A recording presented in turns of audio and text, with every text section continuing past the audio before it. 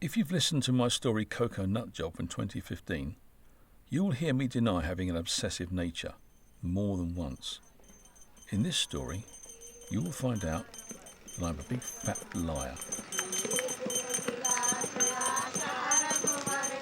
The Flower Child, the story in 3 parts by Phil Wingfield. Part 1. Kolkata, 31st of November 2001. Our cab pulls to the side of the busy approach road to Howrah Bridge. Somewhere around here is a flower market we understand is a must for the photographer. Our driver points us to a small footbridge lined with flower sellers before gunning his engine and cutting across traffic to the opposite lane. The bridge takes us over a single railway line and into the market. The place is a maze of tightly packed shops and stalls. It is damp and slightly mushy underfoot from all the water and plant matter. Traders, customers and porters crowd the small lanes and vie for space. The porters weave their way through the market carrying large unwieldy baskets and bundles on their heads. They are men on a mission. They travel at speed, and it is best not to get in their way. The maze spits us out onto a wide, cobbled expanse. It's a sea of yellow and orange. Hundreds and thousands of marigolds stitched together for use in ceremonies all over the city are awaiting purchase. Prospective buyers pick their way through the scene, and there appears to be a lot of examining and bargaining going on. It seems rather overcomplicated to me, as, in the end, it all boils down to yellow or orange. And towering over everything, the mighty Howrah Bridge. Spanning the Hooghly River since 1941, it's one of the longest cantilever bridges in the world, and officially the busiest of its kind. To our right, a large lorry rumbles across the cobbles. This part of the market is a shared space years before its time. The crowds part somewhat begrudgingly, as the truck has the sheer audacity to use the space as a road, before swarming back in behind it. The vehicle is swallowed by a dingy underpass beneath Howrah Bridge. The underpass opens onto another cobbled expanse that could be a shared space, if there were anything for the traffic to share it with. In contrast to the teeming market, there is little here. The road carries on into another netherworld, an enormous warehouse building partially supported on metal stanchions allowing the road to run beneath it. As if from nowhere, a group of kids come running at us. A dozen or so grubby urchins come to gawp at the strangers. They love having their photos taken and jostle each other for the prime position. We are a novelty, a break from the norm. They all seem happy and look healthy enough. We have seen plenty of people less fortunate than this crew. Their clothes are torn and dirty and all their feet are bare. But here and now, everyone is smiling, laughing and having a good time. I content myself with the fact that they seem content with their lot. As we leave, they follow us under the bridge to the market, where more kids and some adults join the throng. I've never been so much of a people magnet before. We are much more of a novelty than we realise. After a while, we manage to extricate ourselves and move on, as we have other plans to fit into the day. But the kids were great. So sweet, so happy, and so endearing. Do they live here somewhere? Do they even have homes? I don't want to think about it too much. The area here is known as Mullick Ghats, and the impromptu photo shoot a brief interlude at the end of a long trip. When I get the photos developed, I find that I have a lot of great pictures. And there was one that stood out from the rest. 2 little girls that may be 5 or 6. One looks up at the camera, while the other stands behind her with hands resting on the first girl's head. The second girl, her hair tied in bunches, was smiling a big, toothy smile, and with her eyes closed, she looked blissfully happy.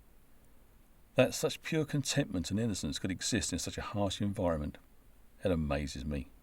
Looking at the photos as a whole, the kids loved having their pictures taken. They are enthusiastic, all smiles, and obviously having a great time. It's such a pity they will never see the results, especially the 2 girls. Their photo remains one of my favourite travel pics of all time until this very day.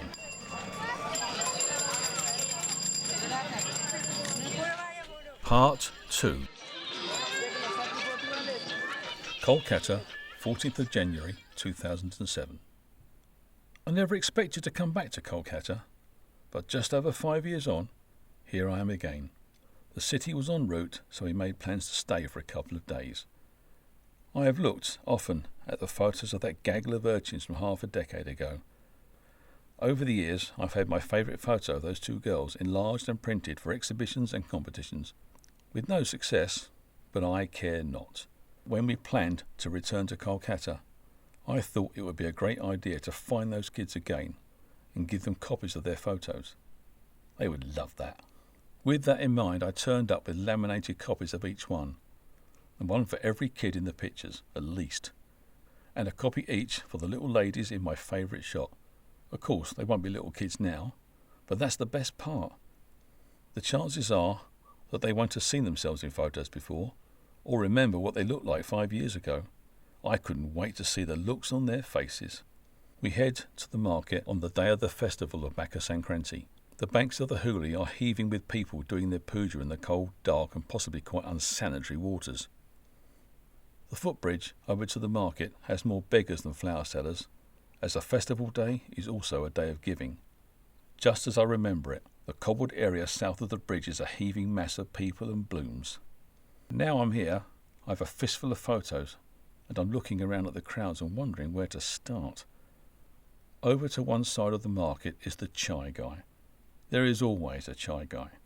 He has no stand or table, but squats on a low stool surrounded by his chai-making accoutrements.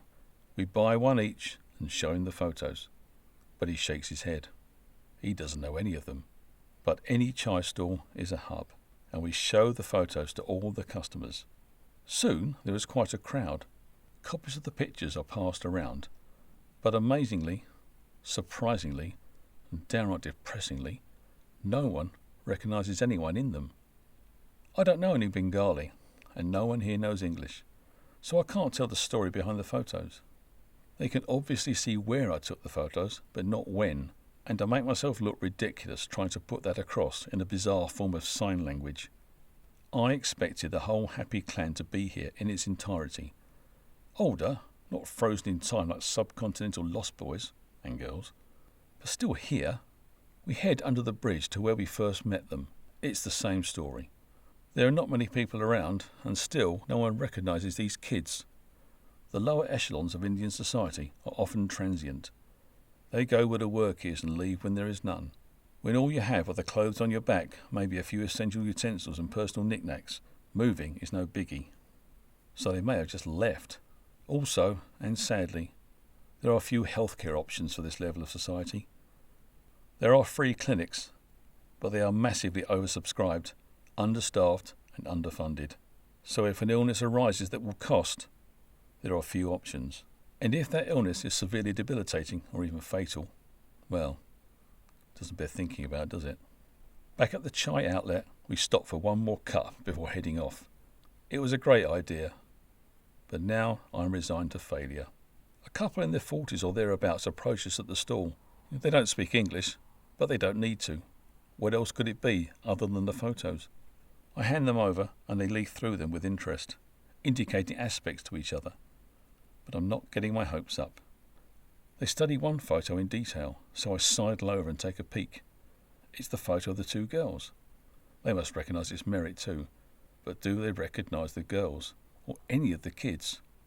A few more people gather around and the pictures circulate once more, but it's the same story. Everyone is interested, but no one knows anything or anyone. I might as well give them the chai guy for coasters. They're no use to me. In the swelling crowd, I notice a girl wearing a black and white dress with a brown shawl wrapped around her neck and shoulders as she tries to get a glimpse of the photos. I can only see her side profile, but it rings a bell, a very loud and insistent one. Moving around to get a better view clinches it. I know a younger version of that face very well. It's one of the girls from the photo, the one with a big smile and her eyes closed. Of all the people, if I had to choose one photo to reunite with the subject, it would be one of those girls. I show her the other photos she managed to get into at the time, which is pretty much all of them. She looks through the images but doesn't react. She seems more in shock than anything. When I indicate the other girl in the photo, she just shrugs. A second girl comes along to see what it's all about. Photo girl, well, I don't know her name, do I? Waves a hand over the photos. The gesture and her expression say it all. She looks emotional, as if she might burst into tears. Grabbing the second girl's arm, she leaves, dragging the second girl along with her. All the shots I brought along are very familiar to me. The event, the location, the faces are all clear in my mind. I have always had the photographic record of that day and have looked at it often. The subjects were all young. We weren't there for very long and left nothing behind but memories, which would have faded very quickly. So thinking about this, the girl must recognise herself in the pictures, but the chances are she has no recollection of anyone taking them. She may not even remember the other kids, depending on when they left. Also, it's likely she has never seen herself in a photo before today. Taking all this into consideration, it's not surprising she had a minor meltdown. I clearly didn't think this through properly. Chai Guy gets the hump as we are blocking him from the view of prospective customers. We move away and the crowd moves with us. Thankfully, after a while, and having regained her composure, the girl returns. I give her copies of all the pictures she appears in before asking her to pose holding the photo. She smiles before leaving with her friend, clutching the photos. A pity she didn't smile in the photo I took, or look at the camera. But in the end, it's way more than I thought I would achieve, considering. So, I'm left with the remainder of the images, the pictures of all those other children that I hope are still out there somewhere, getting by. And there we have it.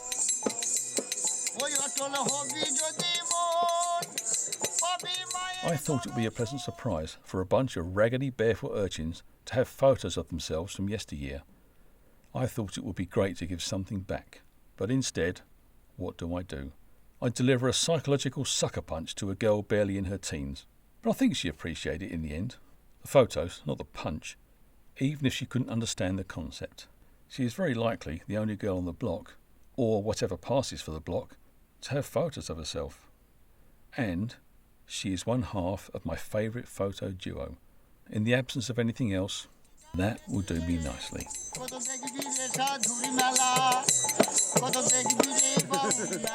Mecca Sankranti beckons and we head north towards the Ghats. To the right, as the road runs beneath the warehouse, I spot the girl again.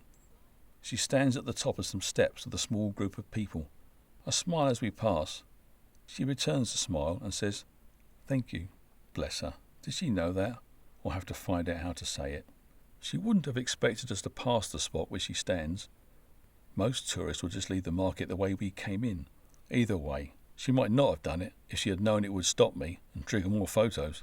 Assuming the people with her are family, I take a few group shots. And before we leave, I ask Keith to take a photo of the two of us for the record. In the shot, the girl looks half asleep, and my attempt at a smile makes her look bloody creepy. What a double act, sleepy and creepy.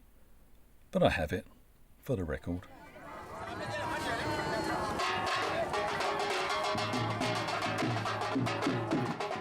Part 3. Kolkata, 27th of January 2019. If I never imagined returning to Kolkata for a second visit, I may have bet a tidy sum against coming back for a third. But 12 years on, here we are again. My partner in crime this time around is Dave Jackson. It's his second time in India and first in Kolkata. As one did just over 18 years ago, and again, almost exactly 12 years ago, a cab drops us on the approach road to Howrah Bridge, close to the footbridge over the railway and Mullik Ghat. All lanes lead to the shared space under the imposing trusses of Howrah Bridge. This is where I want to be. Of course, I have copies of the photographs I shot the last time I was here, but not all of them. In 2001, I used film, but by 2007, I had gone digital and amassed too many photos to print, let alone laminate and carry. Even if this is a repeat performance and everyone has gone, again, as long as one certain individual is still about, all will be fine. I find myself quite anxious at the prospect of asking people. On top of that, either much has changed or my memory has dulled over the years. The chai guy must have found a new pitch, and the place seems much more crowded, which I would not have thought possible. I scanned the crowds, hoping to recognise a face, but it has been so long. There are so many people, and the market has expanded over the years, spreading through the underpass beneath the bridge to the cobbles beyond, where I first started this saga in 2001. In the tunnel, I spot someone familiar. I sift through my photos and find a picture of a lady with a stick-on red ticker on her forehead. It is the same lady. I hand her the print, which she takes and studies. She's not the only one in the photo, and I try to ask about the other lady. She doesn't answer, probably as she doesn't understand. When she speaks, it's to ask for money. I'm not sure what I was expecting, but I find myself disappointed. She doesn't care about her photo. I give her some rupees and move on. It was a disappointing reaction, but at least I found someone, even after 12 years, and that's an auspicious start compared to the last time. The spot where Photo Girl lived is now part of the market. We take a walk around while I continue to scan faces. It isn't long before I see a possibility. Sifting the photos again, I come to a girl holding a baby. I compare the girl in the photo to the girl I just spotted. It's a match.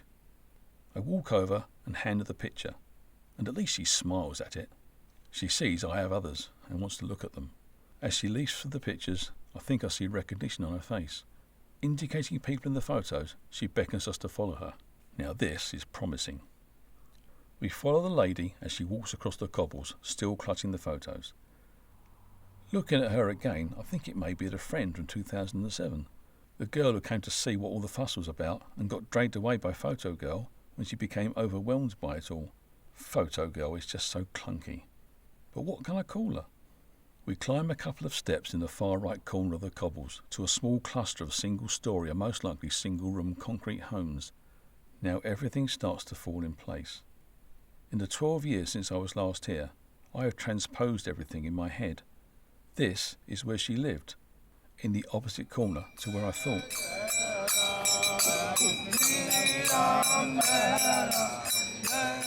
This isn't part of the market. This is residential. So as you might imagine, the arrival of two strange Englishmen attracts some attention. Our escort passes the photos to a lady sitting on a wooden table. I recognise her too. She was at the chai store in 2007. I pass her the photos of herself, along with who I assume were her kids. Behind this lady in the 2007 pictures is a snotty-nosed little girl drinking chai from a clay cup. I spot her as she emerges from one of the buildings to see what's going on. She is instantly recognisable, but no longer a snotty-nosed kid. She has grown into a very pretty young lady. The photos do the rounds, and as I look at the people here, I start to recognise more faces. Everyone is fascinated by the images. They pass from person to person, and everyone shows an interest. They are all smiling and animated, and they clearly find them fascinating. They are talking, laughing, and indicating people they recognise. This kind of reaction is precisely what I hoped for. However, there is one face conspicuous by its absence, and no prizes for guessing which one. Scanning the photos as they circulate, I spot one of Photo Girl being scrutinised by a middle-aged lady. I ask her, in gestures, if the girl is here. The lady waves a hand in the air, as if shooing away a fly. It was clear enough, and it gives me a sinking feeling. Another lady looks at the photo. Gone. Married. Gone. I ask where she is now, but the lady doesn't seem to know. In fact, no one seems to know. How can this girl just be gone, and no one knows where? She grew up here, with these people. Her parents must be here, somewhere, and no one knows where she is? Surely not. But it's the case. She's gone, and no one knows where. My emotional response to this is as unexpected as it is extreme. It knocked the wind right out of me. Gone? Gone? For some reason, it appears I have subconsciously put a lot of value on finding her again, and my reaction to the fact she had gone was more intense than I could ever have imagined. I thought this was all about surprise, and the quirky idea of taking a photo of her now while holding the photo from 2007 in which she holds the photo from 2001. It would have been great, and it should have been simply a pity if it didn't work out. But bloody hell, I'm devastated. Where the hell did that come from? Maybe it's payback for the 2007 cerebral Kosh incident. Who the hell knows? I guess that in a way, in a non-creepy way I might add, this girl has been part of my life for all of those 18 years. I look at these photos a lot. I organise them into books, print them for display, and she is often in the mix. But from the other angle, I was in her life less than an hour in total, and most recently 12 years ago. She has more than likely lost the photos and forgotten all about it and me. But I wonder if the photos I gave her still survive. Are they in the family album, on the wall, or long gone? I imagine that if she had still been living here, even 12 years older and wiser, having me turn up with photos again could have blown her mind anew. It is probably possible to translate the words obsessive English weirdo into Bengali, but never the concept. I ask some of the others if they know where she's moved to, hoping for a different answer, but I don't get one. I am that kind of obsessive weirdo who would travel across the city to give someone I haven't seen for 12 years and has no idea who the hell I am a photo of themselves, holding another photo of themselves. And having done that, request to take a photo of them holding it, and having done that, act surprised when beaten up and chucked into the hoolie by an angry husband. Yep, that's me, but it ain't happening. We're done here, and I don't want to outstay our welcome, even though that is usually quite hard to do. But before we leave, a young man walks up the steps with an old lady in tow. The old lady is clutching a photo album. The guy says he is the absent girl's brother, and that the old lady is her mum. Of course, I could have asked anyone here, but in the excitement I didn't think to. But now her mum and bro have turned up, I ask, what is photo girl's name? She is Rekha, R-E-K-H-A, Rekha Malik. The album contains photos of a birthday party, maybe her 18th, if such is a milestone in India. We leaf through them and I take photos of the photos. It looks like a decent enough affair. These guys are doing okay, but they are not rich. So good for her, good for the people who made that day happen. When I zoom in on the cake, I can see it says, Happy Birthday Rekha, in English, which I thought was a bit weird. But it's very nice of them to come along, especially to show me the album. And of course, I ask them where she lives now. Neither her mum nor her brother know. How can they not know? I ask if she has any children. And after a quick word with mum, the brother tells me she does. Just the one. But he's not sure of the gender. Neither her mum nor her brother knows where she lives. If they're in communication, which seems likely, has no one ever said, by the way, where are you? It doesn't add up. But it's none of my bloody business anyway. Sadly, we have to go. We say our goodbyes and head off. It's a shame that Rekha wasn't there. I mean, it's only been 12 years. She could have hung on a bit longer. But it's nice to put a name to the face. That is something. I may not have got to see her again. I may not have got my photo of her holding the photo from 2007, in which she holds the photo from 2001. But she is married now, has moved on, and has a family of her own. Maybe she has a little girl, with her hair in bunches, who, when opportunity arises, jostles her friends for centre stage in some tourist snapshot. Yeah, I can live with that.